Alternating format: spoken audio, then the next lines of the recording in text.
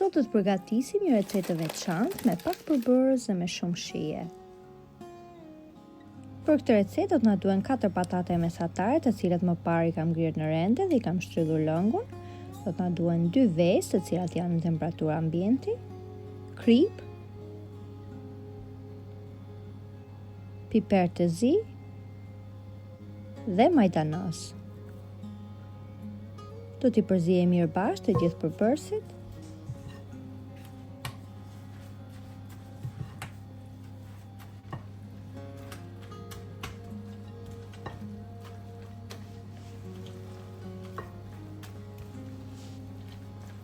Pasi janë përzierë mirë, do t'i hedhim djath. Unë kam përdorur djath kaçkavallë nga lufra.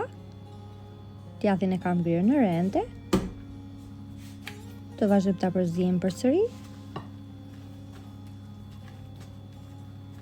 Më pas masën do ta vendosim në tavë, në të cilën poshtë më parë kam shtruar letër pjekje. Do vazhdojmë ta përhapim mirë nëpër të gjithë tavën.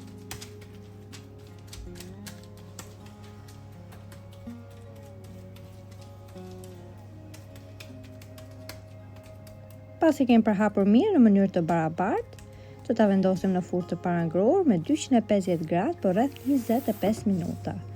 Ndërkohë në një enë tjetër do të hedhim 300 gram spinaq, të cilën më parë e kam larë, e kam ngrirë.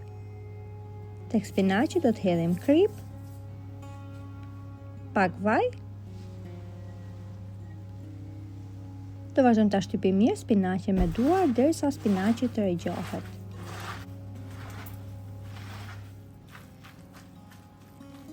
Më pas do të hedhim, gjithashtu do të hedhim dhe 100 gram djath të bardhë, të cilën më parë kam ngrirë. Djathi është djath dele nga lufra.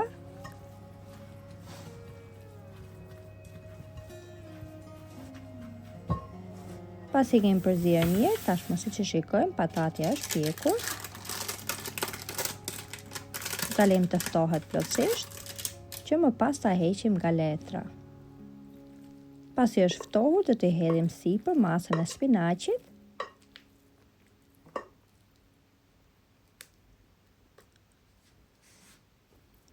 Do ta përhapim.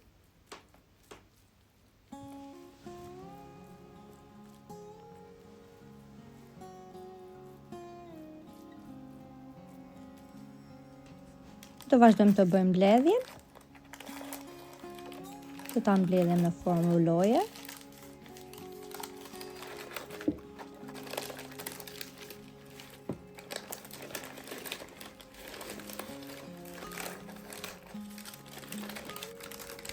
Pasi kemi mbledhur mirë, sipër do t'i hedhim djath kaçkavallë dhe më pas do ta vendosim përsëri në furrë me 200 gradë për rreth 15 minuta.